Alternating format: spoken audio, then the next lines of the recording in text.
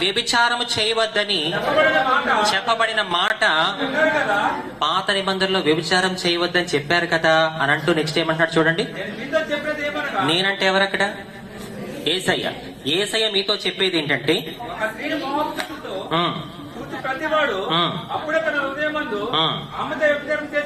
చూసారా, ఒక స్త్రీని మోహపు చూపుతో చూసి ప్రతివాడు అప్పుడే తన హృదయమందు ఆమెతో పాపం చేసినట్టే. సిస్టర్స్ వినండి, ఇది ఓన్లీ బ్రదర్స్ కి అనుకుంటున్నారా?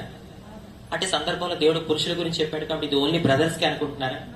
నువ్వు స్త్రీవైనా సరే, నువ్వు పురుషుడివైనా సరే, ఒక స్త్రీనైనా ఒక పురుషుడైనా నువ్వు మోహపు చూపు చూసినట్ల తక్షణమే ఆ స్త్రీతో ఆ పురుషుడితో నువ్వు వ్యభిచారం చేసినట్టు నీ హృదయంలో.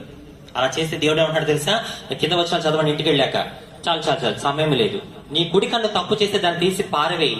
నీ దేహమంతా నరకంలో పడిపోవడం కన్నా నీ దేహంలో ఒక అవయవం లేకపోవడం నీకు మంచిది. ఎంతమంది ఉన్నారు అలాంటి? అయ్యో నా కళ్ళు పాపాన్ని చూస్తున్నాయి, ఈ పాపిష్టి కళ్ళ వల్ల నేను నరకానికి వెళ్ళిపోవడం కన్నా ఈ కళ్ళు తీసేసుకొని నేను ఆ దేహంతో పరలోకం వెళ్తాను అన్నవాళ్ళు ఉన్నారా? ఉంటే వాళ్ళ లిస్ట్ ఇస్తారా? నీతిమంతుడు ఒక్కడునూ లేడు, అందరూ పాపము చేసి దేవుడు అనుగ్రహించే మహిమను పొందలేకపోతున్నారు. పరిశుద్ధమైన జీవితం నీ దగ్గర ఉండాలి. శ్రమల్ని ఎదుర్కోవడానికి ధైర్యంతో విశ్వాసంతో నువ్వు ఉండాలి. ఈ రోజు అనేక భయంకరమైన స్థితిలోకి నువ్వు వెళ్ళిపోతున్నావు. రాను రాను దిగజారిపోతున్న జీవితాలు ఇక్కడ చాలా ఉన్నాయి. ఆ దిగజారిపోవడానికి కారణం ఏంటో తెలుసా? పాపం. ఆజ్ఞ అతిక్రమమే పాపము. నా ప్రియ సహోదరి సహోదరుడు, దేవుడు హెచ్చరిస్తున్నాడు ఈ రాత్రి.